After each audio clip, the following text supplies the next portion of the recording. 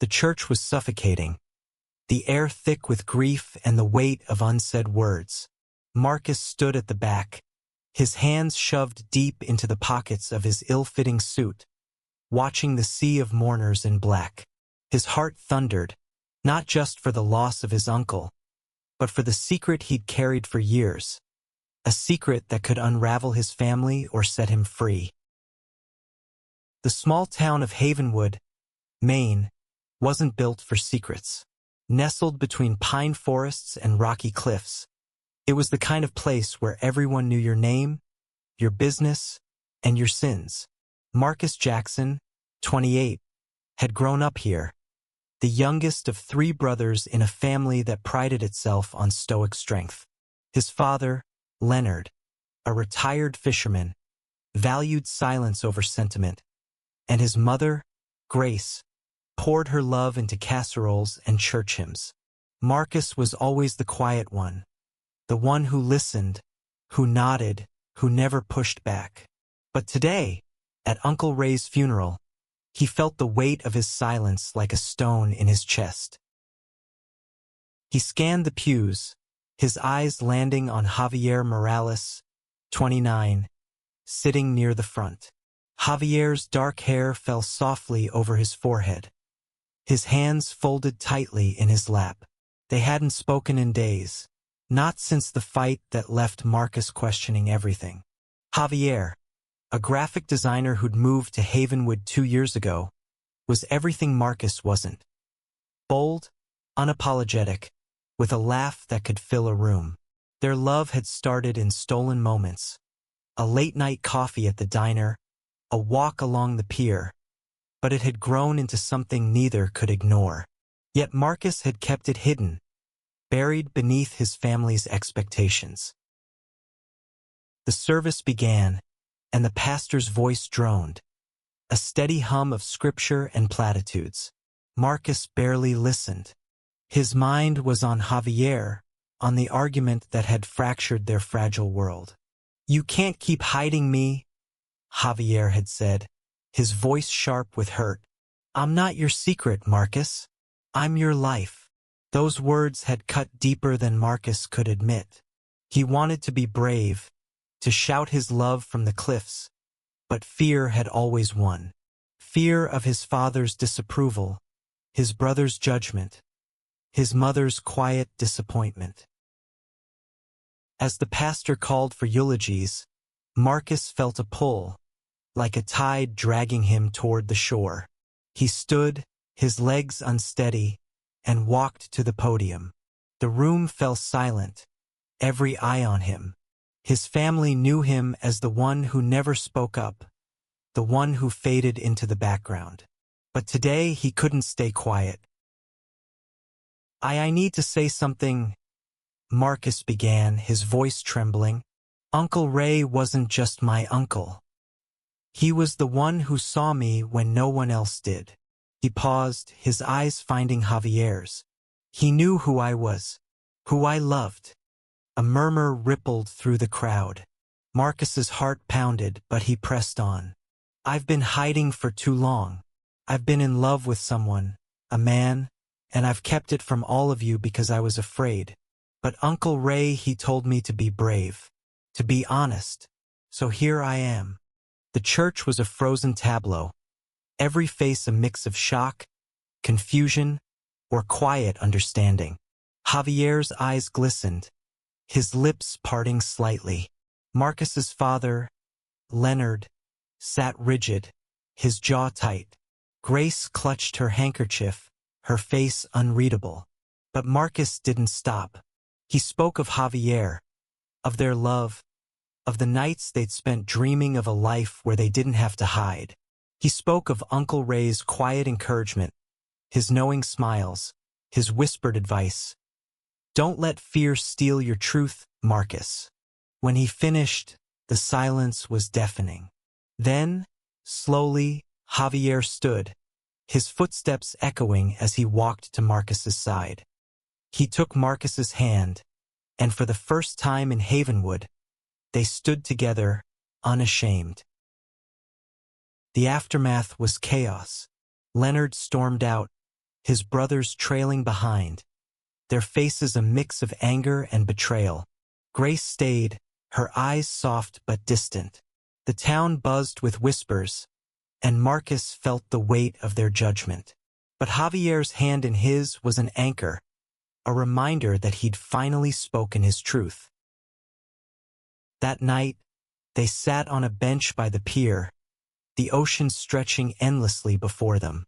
"I'm proud of you," Javier said, his voice low. "But it's just the beginning." Marcus nodded, the weight of his choice settling in. He'd opened a door he couldn't close, and Havenwood would never be the same. The next morning, Havenwood felt like a different world. Marcus woke to the sound of seagulls and the faint hum of the harbor, but the air carried a new weight. His phone buzzed with messages, some supportive, others cruel. A neighbor had scrawled shame on his mailbox in red paint. Marcus stared at it, his stomach churning, until Javier appeared with a bucket of soapy water and a sponge. "We'll clean it up," Javier said, his voice steady.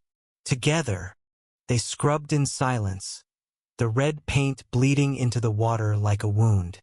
Marcus wanted to believe this was temporary, that Havenwood would accept them. But the town's history wasn't kind to those who strayed from its unspoken rules. Javier, though, was unshaken. "They'll come around," he said, squeezing Marcus's shoulder. "Or they won't. But we've got each other." The days that followed were a blur of tension and small victories.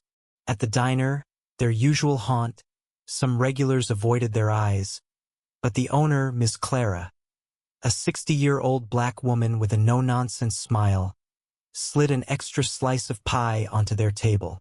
"You boys keep your heads up," she said, her voice a quiet rebellion against the town's judgment. Marcus's family was another story. Leonard hadn't spoken to him since the funeral, and his brothers, Caleb and Derek, sent curt texts. "You should have told us first." Grace called once, her voice trembling as she asked Marcus to come to Sunday dinner. "Just you," she'd said, and Marcus felt the sting of her omission. Javier urged him to go. "She's trying," he said. "Give her a chance." Sunday dinner was a battlefield of silence. Leonard sat at the head of the table, his eyes fixed on his plate. Caleb and Derek exchanged glances, their discomfort palpable. Grace tried to fill the quiet with small talk about church and the weather, but her voice cracked when she mentioned Uncle Ray. "He always loved you, Marcus," she said softly. "He'd be proud of you." Leonard's fork clattered against his plate. "Proud?" he snapped. "Of what?" "Airing our business in front of the whole damn town." His voice was a low growl, each word a blade. Marcus's throat tightened, but he held his father's gaze. "I'm not ashamed of who I am," Marcus said, his voice steadier than he felt. "I love Javier, and I loved Uncle Ray enough to honor his advice, to be honest." Leonard stood, his chair scraping against the floor. "You think this is honesty? It's disrespect." He stormed out, leaving the room colder than before. Grace reached for Marcus's hand, but he pulled away, his heart aching. He left the house, the door slamming behind him, and drove straight to Javier's apartment. Javier was waiting, his arms open. "It's okay," he whispered as Marcus buried his face in his shoulder. "You're enough. You've always been enough." But Marcus wasn't so sure. The town's whispers grew louder, and his family's rejection cut deeper each day.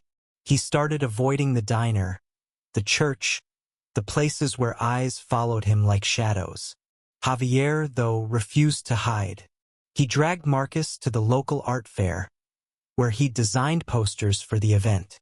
"We're not invisible," Javier said, his hand firm in Marcus's. "And we're not going anywhere." That night, as they lay in bed, Javier traced circles on Marcus's back. "What's next?" he asked. Because this town, this fight, it's not over. Marcus didn't have an answer, but for the first time he felt the spark of something new, not just fear but defiance. Havenwood's autumn was relentless, the wind carrying whispers as sharp as the falling leaves. Marcus felt the town closing in, its judgment a constant hum in his ears. But Javier was his shield, his fire. They started small acts of defiance, holding hands at the pier, kissing under the streetlights. Each moment was a declaration, a refusal to be erased. One evening, Marcus found a letter slipped under his door. It was from Caleb, his eldest brother, asking to meet at the old lighthouse. Marcus hesitated, but Javier pushed him. "He's reaching out," Javier said. "That's something." The lighthouse stood on a cliff overlooking the Atlantic, its beam cutting through the dusk. Caleb, 34, broad-shouldered and weathered from years on fishing boats, leaned against the railing. His face was unreadable, but his eyes held something softer than Marcus expected. "I didn't get it," Caleb said, his voice low. "Why you kept it from us. But I've been thinking about Uncle Ray.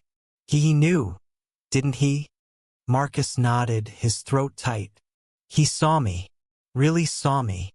Caleb sighed, rubbing the back of his neck. "I don't know if I'm okay with it yet, but you're my brother. That's gotta mean something." It wasn't acceptance, not fully, but it was a crack in the wall. Marcus clung to it, a lifeline in the storm. Meanwhile, Javier faced his own battles. His boss at the design studio, a middle-aged white man named Greg, had started giving him fewer projects, citing client concerns. Javier laughed it off, but Marcus saw the hurt in his eyes. "They think they can push me out," Javier said one night, his voice sharp. "But I'm not leaving." Marcus admired Javier's fire, but it also scared him. What if Havenwood broke them? What if love wasn't enough? The doubts gnawed at him, especially when he saw Leonard at the hardware store, his father's eyes sliding past him like he was a stranger. Then came the town meeting. Havenwood's annual festival was approaching, and Javier had been chosen to design the main banner. But a group of residents, led by a pastor named Reverend Holt, demanded his removal, calling his lifestyle a bad influence. The meeting hall was packed, the air electric with tension. Marcus sat in the back, his heart racing, as Javier stood to speak. "I'm not here to change your minds," Javier said, his voice steady. "But I'm part of this town. My work, my heart. It's all here. You can't erase that." Some clapped, others jeered. Marcus wanted to stand, to shout, but fear glued him to his seat. Then he saw Miss Clara stand, her voice cutting through the noise. "Y'all talk about values, but you're tearing apart two good men. That ain't Christian. That's just mean." The room erupted, but Javier's eyes found Marcus's, a silent plea. Marcus stood, his legs shaking, and walked to Javier's side. "He's right," Marcus said, his voice breaking. "We're not going anywhere." The meeting ended in a stalemate, but the moment felt like a victory. As they left, Javier squeezed Marcus's hand. "You showed up," he said, his smile brighter than the lighthouse beam. But the fight wasn't over. That night, Marcus got a call from Derek, his other brother. "Dad's sick," he said. "You need to come home." Leonard's illness was a shadow over Havenwood. The diagnosis was heart failure, the kind that crept up quietly but struck hard. Marcus sat in the hospital waiting room, the sterile smell burning his nose. Javier was there, a steady presence, but Marcus felt the old fear creeping back. Would his father die without forgiving him? Grace was at Leonard's bedside, her face etched with worry. Caleb and Derek hovered nearby, their usual bravado softened by fear. When Marcus entered, Leonard's eyes flickered to him, then away. "You're here," he said, his voice weak. "I had to be," Marcus replied, his heart heavy.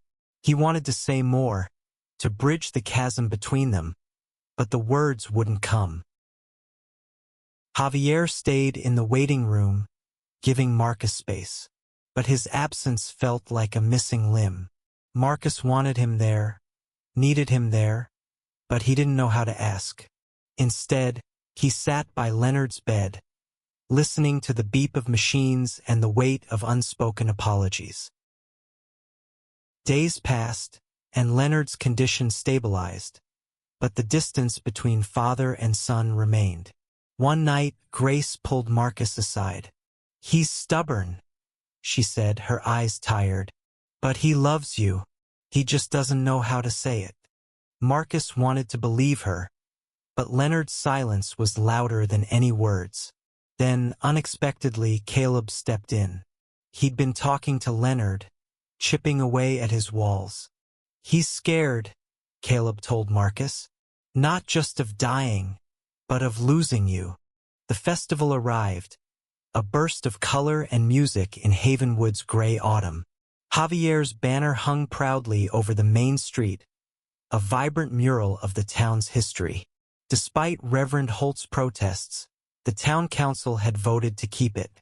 Marcus felt a surge of pride watching Javier work the crowd, his laughter defying the whispers. But the real test came at the festival's closing ceremony. Marcus and Javier were there, side by side, when Reverend Holt took the stage, his voice booming about traditional values. The crowd was divided, some nodding, others shifting uncomfortably. Marcus felt the familiar urge to shrink, to hide, but Javier's hand in his was a reminder of who he'd become.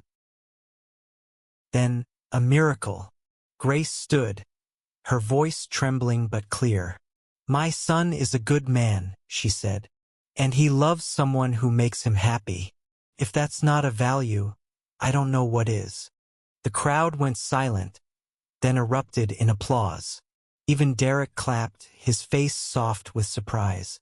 Leonard wasn't there, but Marcus felt a shift, a crack in the town's armor. That night, Marcus and Javier danced under the festival lights, their bodies close, their love unhidden. For the first time, Marcus felt like he belonged, not just to Javier but to himself. Winter settled over Havenwood, the air sharp with salt and snow. Leonard was home, weaker but alive, and Marcus visited daily, each trip a tentative step toward reconciliation. One afternoon, Leonard called him to the porch, where they sat overlooking the frozen harbor. "I was wrong," Leonard said, his voice rough. "Not about everything, but about you. I didn't understand." He paused, his eyes distant. "Ray tried to tell me, said love doesn't fit in a box. I should have listened." Marcus's throat tightened. "I just wanted you to see me," he said. "I see you now," Leonard replied, his hand resting briefly on Marcus's. "It wasn't perfect, but it was enough." The town began to shift, slowly. Miss Clara started a book club at the diner, featuring stories of love in all its forms. Caleb invited Javier to a family barbecue, and Derek, though quieter, didn't object. Reverend Holt's influence waned, his sermons drowned out by a community tired of division. Marcus and Javier built a life, not without struggle, but with hope. They moved into a small house by the pier, where Javier painted murals and Marcus started writing, his words a way to process the journey. One evening, as they sat on their porch, Javier pulled Marcus close. "We did it," he said, his voice warm. "We made it through." Marcus thought of Uncle Ray, of the funeral that had changed everything. He'd been the quiet one, the one who hid, but speaking his truth had rewritten his story. He looked at Javier, at the life they'd fought for, and felt a peace he'd never known. Their love wasn't just a rebellion, it was a testament. Havenwood wasn't perfect, and neither were they, but they'd carved out a space where they could be whole. And in that space they thrived.